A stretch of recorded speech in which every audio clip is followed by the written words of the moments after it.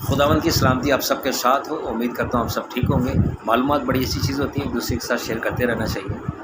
بعض اوقات آپ کی دی ہوئی معلومات سے کبھی کسی انسان کی زندگی سنور بھی جاتی ہے اور بچ بھی جاتی ہے. ہو سکتا ہے آپ کو ویڈیو کے آخر میں اس بات کا اندازہ ہو جائے. ہم سب جانتے ہیں کہ خداوند نے اس آسمان اور زمین اور انسان اور جن پرند ہر شے کو بنایا ہے. وہی اس کا تخلیق کرنے والا ہے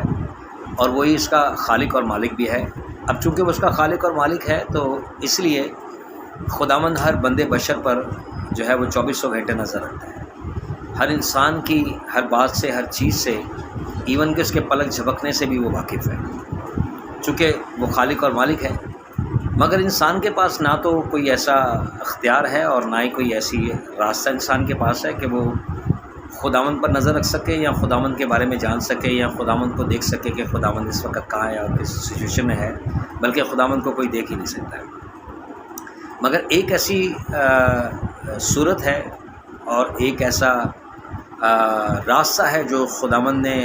انسانوں کو بخشا ہے، دیا ہے، کہ کس طرح انسان اپنی باتیں یا اپنی پرابلمز یا اپنی مناجات یا اپنی شکایات یا جو بھی ہے وہ خداوند کے کانوں تک کس طرح پہنچا سکتا ہے. وہ عمل جو ہے وہ دعا کا عمل ہے. اور آج ہم ایک ایسی دعا کے بارے میں بات کر رہے ہیں کہ جس کے لیے میں یہ سوچتا ہوں کہ اگر خداوند اس دعا کو مطلب سن لے، اور خداوند تو سنتا ہی ہے، مگر میں سوچتا ہوں کہ اگر خداوند جو سن کر کے اس بات کو، اس کو عمل میں لے آئے یا اس بات کو ہماری وہ مان لے جو ہم دعا کے ذریعے اس سے کہہ رہے ہیں اور جو کرنے کا بول رہے ہیں، تو پھر اس کے تاثرات، اس کے جو اثرات ہیں یا اس کے جو نتائج ہیں وہ بہت زیادہ برے اور بھیانک ہو سکتے ہیں. دعا ربانی جو ہے وہ دنیا میں ایک ایسی دعا ہے جو مسیح یسوع نے خود اپنے شاگردوں کو بول کر کے ان کو سکھائی. اور آج کلام مقدس میں متی 6 باب میں اس کا ذکر ہے اور یہ آج لفظوں میں تحریر ہے. اور دنیا میں ہر انسان جو مسیح ہے وہ اپنی عبادت کے اختتام میں یا اپنی دعا کے اختتام میں، چاہے وہ کسی مذبح پر ہو، کسی مقدس جگہ پہ ہو، چرچز میں ہو یا گھر میں ہو، پوشیدگی میں ہو، جو دعائے ربانی ہے وہ ہماری ایک روٹین ہے، ایک کلمہ ہے اور ایک ایسی ضروری دعا ہے جو ہر دعا کے اختتام میں پڑھی جاتی ہے. اے میرے باپ جو آسمان پر ہے، یہ دعائے ربانی ہے، آپ جانتے ہوں گے اس دعا سے. میں آج ڈسکس کرنا چاہتا ہوں کہ اس دعا کے آخر سے تھوڑا سا پہلے ایک لائن جو ہے وہ ہم پڑھتے ہیں کہ جس طرح ہم اپنے قرض داروں کو معاف کرتے ہیں تو بھی ہمارے قرضہ میں معاف کر. سب سے پہلے ہم بات کرتے ہیں کہ یہ قرضے کیا ہیں، اور اس کے بعد ہم بات کریں گے کہ اس بات کا جو آپ خداوند کو ایک موقع فراہم کر رہے ہیں، خداوند کو آپ ایک انویٹیشن دے رہے ہیں، خداوند کو آپ ایک بات کہنے کے لیے خداوند کو آپ مضبوط کر رہے ہیں اور کہہ رہے ہیں آپ خداوند سے کرنے کے لیے، اگر وہ اس پہ عمل کر دیں تو اس کے نتائج کیا ہو سکتے ہیں، یہ اس پہ آج ہم بات کریں گے. تو سب سے پہلے ہم قرضوں کے اوپر بات کرتے ہیں. دیکھیں، ہمارے ملک پاکستان میں بہت سے لوگ ایسے ہیں جو کہ بہت غریب ہیں، وہ کسی کو قرض دے نہیں سکتے. تو جو قرض دے نہیں سکتے، جنہوں نے کسی کا قرض دینا نہیں ہے، وہ معاف کیسے کریں گے؟ تو نہ وہ معاف کر سکتے ہیں اور نہ وہ اپنے، اگر وہ معاف ہی نہیں کر سکتے تو وہ اپنے قرضے کون سے معاف کروائیں گے؟ چلو مان لیتے ہیں کہ اس کے اوپر قرضے ہیں لیکن انہوں نے کسی کو قرضے نہیں دیے. دوسری بات یہ کہ یہاں پر خداوند سے ہم کہتے ہیں کہ تو ہمارے اسی طرح ہمارے قرضوں کو معاف کر، جس طرح ہم اپنے قرض داروں کو معاف کرتے ہیں تو بھی ہمارے قرض ہمیں معاف کر. تو دیکھیں، خدا کا انسان پہ، انسان کا خدا کے اوپر فزیکلی تو کوئی قرض نہیں ہے. تو اگر یہ قرض ہے تو ایسا شخص جو کہ بہت دولت مند ہے اور اس کے پاس بہت سارا پیسہ ہے، وہ لوگوں کو قرضہ دیتا ہے لیکن خود اس نے کسی سے قرضہ کبھی لیا نہیں ہے، تو وہ لوگوں کو قرضہ دیتا ہے اور پھر وہ یہ دعا کرتا ہے کہ جس طرح میں قرض معاف کرتا ہوں. اب مان لیجیے کہ اس نے اپنے قرض معاف کر دیے، اب وہ تو کسی کا قرض دار نہیں ہے تو اس کے قرضے کیسے معاف ہوں گے؟ تو ڈیفینیٹلی جب یہ دعا ہے اور پھر یہ کلام ہے اور کلام مقدس میں یہ بات ہے تو یقیناً یہ بات اس طرح سے نہیں ہے. اس بات کی ہمیں جو اصل تشریح ہے یا اصل مطلب جس بات کا، ہمیں تھوڑا اس طرف جانا پڑے گا. یہ دعا سکھانے والا مسیح یسوع ہے، اور مسیح یسوع جو ہے وہ بغیر کسی ڈیفینیشن کے، ایکسپلینیشن کے، اور بنا اس بات کو سمجھائے کوئی بات وہ کر ہی نہیں سکتے، وہ کرتے ہی نہیں تھے۔ یہ مسیح یسوع کا انداز تھا، انداز بیان تھا کہ وہ ضرور اپنی باتوں کا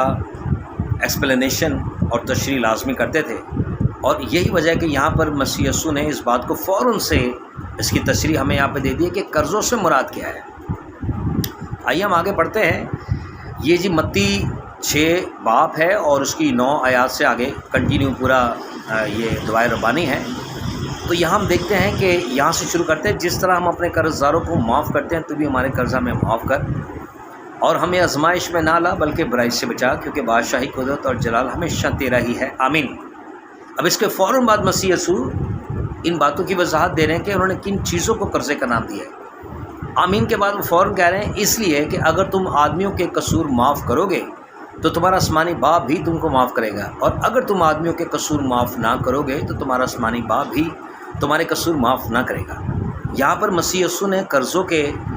بارے میں ڈیفینیشن دے دی ہے، اس کی تشریح دے دی ہے، اس کو ایکسپلین کر دیا ہے کہ بیسیکلی خداوند یہاں پر قرضوں سے مراد قصور کے بارے میں بات کر رہا ہے۔ تو اب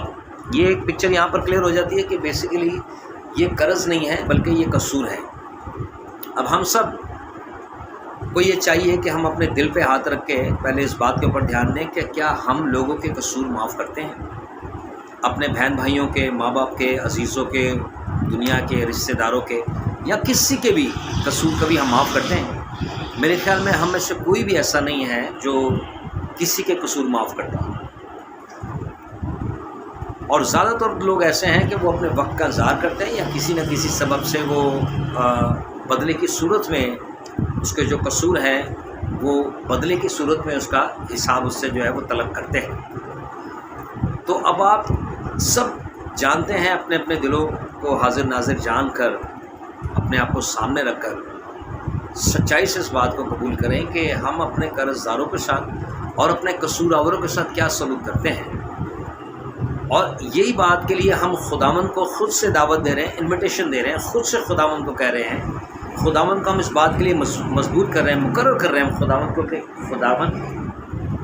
جس طرح سے ہم اپنے قرض داروں کو معاف کرتے ہیں تو بھی ہمارے قرضہ میں معاف کریں۔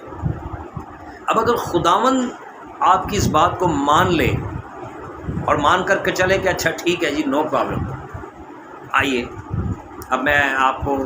جو سلوک آپ لوگوں کے ساتھ کرتے ہیں وہی آپ کے ساتھ کرتا ہوں، تو آپ سوچیں کہ اس کے نتائج کیا ہو سکتے ہیں۔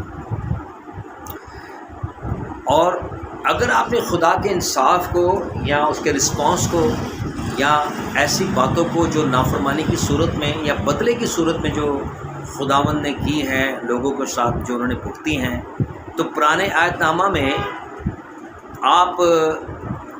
تمام جو کلام مقدس کی پرانے عہد نامے کی کتابیں ہیں ان میں آپ اسٹڈی کر سکتے ہیں، پڑھ سکتے ہیں، کسی خادم سے ڈسکس کر سکتے ہیں کہ خداوند کا غصہ اور اس کا قہر لوگوں پر کیسا ٹوٹا، اور انہوں نے کس طرح سے جو ہے وہ کسی کی ہمت نہیں رہی اس کے سامنے کھڑے ہونے کی، اور کیا کیا اس کے نتائج اور کیا کیا لوگوں کے ساتھ اس کے انجام ہوئے ہیں۔ مطلب یہ بہت زیادہ خطرے کی بات ہے ہم سب کے لیے۔ تو اب چونکہ دعائے ربانی ایسی ہے کہ ہم اس کو اگنور نہیں کر سکتے یا ہم اس کو پڑھنا چھوڑ نہیں سکتے اس بات کے سبب سے، سو میں یہ سمجھتا ہوں کہ اس کا وے آؤٹ یا اس کا جو حل ہے، جو جہاں تک میری سمجھ جاتی ہے اور شاید اسی طرح سے ہے، کہ اگر آپ اس دعائے ربانی کو آپ پڑھتے ہیں تو آپ کو اس بات کے لیے پھر تیار رہنا چاہیے کہ جس دن خداوند آپ کی عدالت کرے گا یا آپ کا انصاف کرے گا، یا خداوند جس دن ایکشن میں آئے گا، تو اس دن آپ اس کے ان چیزوں کو بھگتنے کے لیے تیار ہو جائیں کہ جو رویہ آپ نے لوگوں کے ساتھ کیا ہے، پھر اس کے بعد آپ خداوند سے کوئی گلہ نہ کریں، کیونکہ کلام مقدس میں بہت سی ایسی جگہ اس بات کا ذکر ہے کہ جو بو گے وہی کاٹو گے، جو زمین پر باندھو گے آسمان پر باندھا جائے گا، جیسا کرو گے ویسا بھرو گے،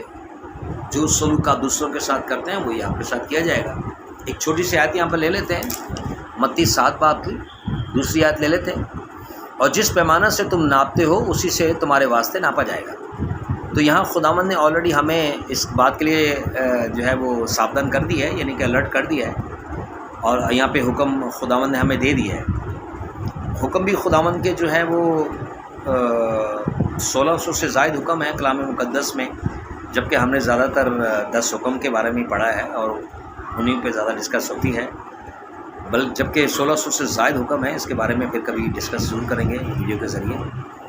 تو اب بات کرتے ہیں ہم دوائر ربانی کی، کہ دوائر ربانی جو ہم پڑھتے ہیں یہ آپ صرف فارمیلٹی کی اس کو نہ پڑھیں، آپ اس کے جو اس کے جو تاثرات ہیں اور جو اس کے جو اس کا رزلٹ ہے یا اس کے جو نتائج ہیں، آپ اس کے بارے میں ضرور دھیان دیں اور کوشش کریں کہ آپ اپنے سلوک کو بہتر کریں اور لوگوں کے قصوروں کو معاف کریں، کیونکہ آپ خداوند ایک آپ کو حکم دے تو رہا ہے کہ میں مطلب یہ میرا قانون ہے، اور اوپر سے آپ خداوند کو خود سے دعوت دے رہے ہیں، خود سے آپ خداوند کو اپنے منہ سے کہہ رہے ہیں۔ دیکھیں کلام مقدس جو ہے وہ اس میں کوئی بھی بات، کوئی بھی چیز جو ہے وہ بہت پاورفل ہے، اور دوائر ربانی تو بہت ہی طاقتور دعا ہے، یہ بہت طاقتور دعا ہے، اس سے بڑی برکت ملتی ہے، کیونکہ یہ واحد ایسی دعا ہے جو مسیح یسوع نے خود سکھائی ہے ہمیں اس کو پڑھنے کے لیے، اور ہم اس کو پڑھتے اور بولتے ہیں، اور کلام جو ہے وہ اٹل ہے، اس کی ساری باتیں اٹل ہیں، اور ہم اپنے منہ سے جو کلام کرتے ہیں وہ نوٹ ہوتا ہے اور اس کے مطابق حساب ہوتا ہے۔ تو بہت شکریہ آپ سب لوگوں کے قیمتی وقت کا، اور کوئی بھی کسی کو اس بارے میں کوئی سوال کرنا ہے، کوئی بات کرنی ہے تو بلا جھجک وہ مجھ سے بات کر سکتا ہے۔ تو پھر نیکسٹ ٹائم ملتے ہیں، خدا حافظ۔